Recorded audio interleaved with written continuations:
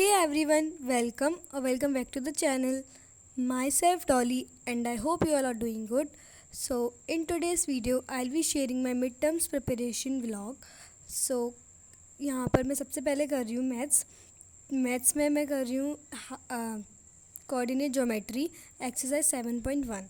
तो coordinate geometry की exercise 7.1 मैं अभी प्रैक्टिस कर रही हूँ। उसके जितने भी क्वेश्चन हैं 10 क्वेश्चंस हैं, उन सब क्वेश्चंस को मैं एनसीईआरटी से प्रैक्टिस कर रही हूँ। एंड ऑल्सो इस एक्सरसाइज का कल स्कूल में टेस्ट भी है। तो जैसा कि मैंने पहले बताया था कि मैम जो टेस्ट है वो बोर्ड पे लेती हैं, मतलब बोर्ड पे स्टूडेंट्स को बुलाती हैं, देन वो क्वेश्चंस जो बताते हैं वो सॉल्व करते हैं। तो फिर मेरी इसलिए यहाँ पे प्रैक्टिस भी कर रही हूँ। तो फिर कल मेरा जिसका टेस्ट है तो वो भी हो जाएगा एंड मिड टर्म्स में भी चैप्टर आ रहा है, तो फिर इसकी भी मेरी प्रैक्टिस हो जाएगी। तो यहाँ पर बस मैं एनसीईआरटी से वही वाला चैप्टर जो है कोऑर्डिनेट ज्योमेट्री उसको सॉल्व कर रही हूँ। एक्सरसाइज 7.1 में तो खाली डिस्टेंस फार्मूला ही है, तो जो भी क्वेश्चंस थे डिस्टेंस फार्मूला से रिलेटेड ही थे। एंड देन उसके बाद मैंने थोड़ा सा ब्रेक लिया, मैं गई थी टेरेस पे एंड जो वेदर है बहुत ज़्यादा अच्छा हो रखा था, मतलब धूप तो नहीं निकली थी एंड बारिश भी नहीं हुई थी। तो फिर मतलब बहुत अच्छे क्लाउड्स आ रखे थे एंड बहुत ही ठंडा मौसम हो रखा था और हवा भी चली थी अच्छी खासी, बहुत अच्छी सी। मेरा वहाँ से आने का मन भी नहीं कर रहा था, बट हाँ मुझे आके नीचे पढ़ना था। तो फिर उसको आने के बाद फिर यहाँ पे मैंने स्टार्ट किया ज्योग्राफी के chapter number 2 which is forest and wild life resources के रिवीजन से। यहाँ पर मैं उस चैप्टर का रिवीजन कर रही हूँ। चैप्टर 1 का मेरा रिवीजन हो चुका है, एग्रीकल्चर का हो चुका है एंड आज मैं इसका कर रही हूँ। एंड देन इसके बाद मेरा वाटर रिसोर्सेज रह जाएगा। तो इसके लिए मैं अपने नोट्स को पढ़ रही हूँ एंड साथ साथ जो सनलाइट की स्टडी से उसका वीडियो लेक्चर ले रही हूँ, क्योंकि अगर आपको लास्ट टाइम पे रिवीजन करना हो तो आप सनलाइट की स्टडी की वीडियो देखा करो।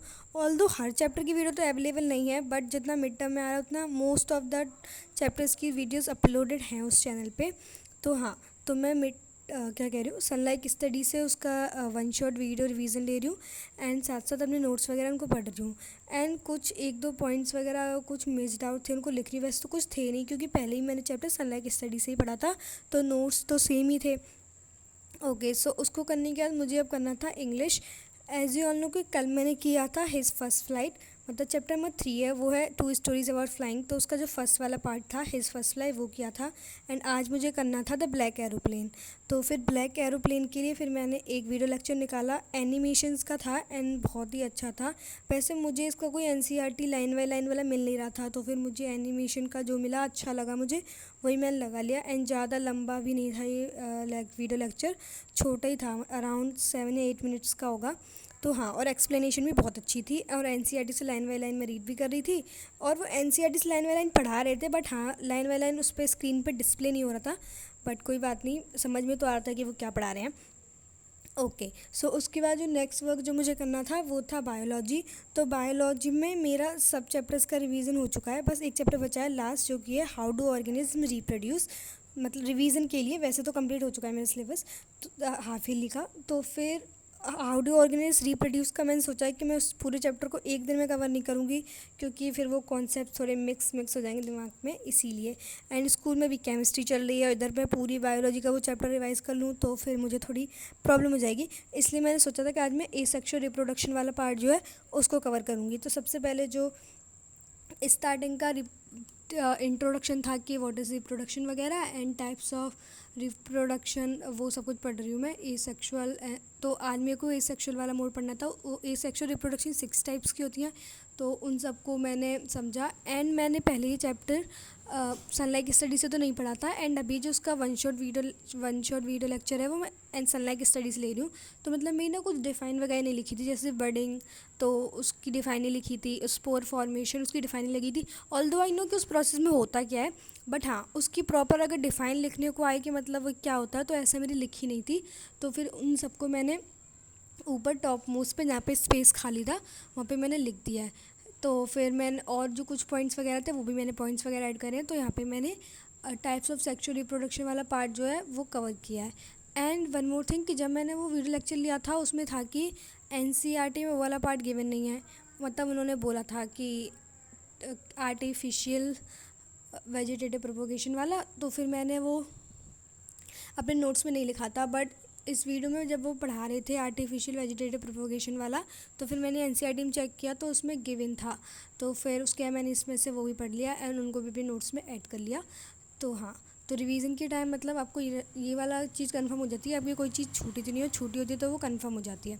एंड देन उसके बाद मुझे दोबारा मतलब ऐसी इंग्लिश करने का मन हुआ, और मैंने इंग्लिश साथ में दोनों इस साथ में इसलिए नहीं की क्योंकि फिर मैंने सोचा कि पहले कोई और सब्जेक्ट कर लेती हूँ उसके बाद कर लूँगी, और इंग्लिश का मेरा सडनली ऐसे करने का मन हुआ, तो चैप्टर 3 से मैं चैप्टर 7 पे जंप कर गई सीधे। मेरा मन था बेकर फ्रॉम गोवा पढ़ने का, तो सबसे पहले मैं यहाँ पे पढ़ रही हूँ अ बेकर फ्रॉम गोवा, तो उसको जो लाइंस वगैरह है वो मैंने पहले पेंसिल से मार्क की थी, हाइलाइटर से मार्क नहीं की थी, तो आज मैं उसको हाइलाइटर से मार्क कर रही थी एंड जो उसकी वीडियो एक्सप्लेनेशन है वो भी ले रही थी। तो जो उसकी वीडियो एक्सप्लेनेशन थी मुझे अभी ढंग से तो नहीं याद कि मैंने किस चैनल से ली थी, सो हाँ। तो फिर और उसमें PYQ क्वेश्चंस भी गिवन थे एंड जो इम्पॉर्टेंट क्वेश्चंस वगैरह थे वो भी थे एंड कॉम्पिटेंसी बेस्ड क्वेश्चन थे, उसकी भी पूरी वर्कशीट दे रखी थी डिस्क्रिप्शन बॉक्स में, जो कि बहुत ही अच्छी बात है। तो फिर मैंने उन सबको इसी वीडियो से कवर किया एंड वो वर्ड मीनिंग भी बताते जा रहे थे कि अगर ये वर्ड लिख के आ रहा है कि मतलब वो क्वेश्चंस थे PYQ में, तो उसमें था कि अगर ये वर्ड लिख के आया तो उसका मीनिंग क्या है, तो वो सब कुछ वो बताए। तो यस, यहाँ पे मैं पेंसिल से वही जो वर्ड्स वगैरह हैं उनको लिख रही हूँ एंड सो फिर ये वाला मेरा चैप्टर कंप्लीट हो गया। एंड देन उसके बाद तभी मैं पढ़ रही थी तब मैंने देखा कि मैम का ग्रुप पे मैसेज आया था, तो मैम ने ये सेंड की थी द नेशनलिज्म इन यूरोप की, मतलब शॉर्ट क्वेश्चन आंसर बोल सकते हो आप, और MCQs भी थे, उसकी एक PDF भेजी थी, उसमें अराउंड 40+ क्वेश्चंस थे। तो मैंने सोचा कि मेरा इस चैप्टर का रिवीजन तो हो चुका है, तो फिर अब मैं इसको प्रैक्टिस भी कर लेती हूँ देखने के लिए मेरे को कितना आता है कितना नहीं आता है।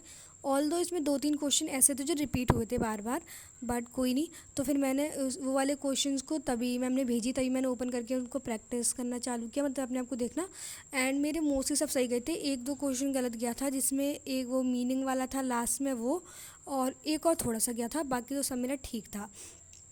एंड देन उसके बाद फिर मुझे कुछ मेरा थोड़ा सा मैप वगैरह का वर्क करना था, तो फिर मैं वो करूँगी एंड देन उसके बाद बैक पैक करूँगी कल स्कूल के लिए। So yes guys, I think I will be ending this video right here. I hope you all have enjoyed the video, and if you did then please don't forget to like, share, comment and subscribe to the channel. Thank you so much for watching. Take care.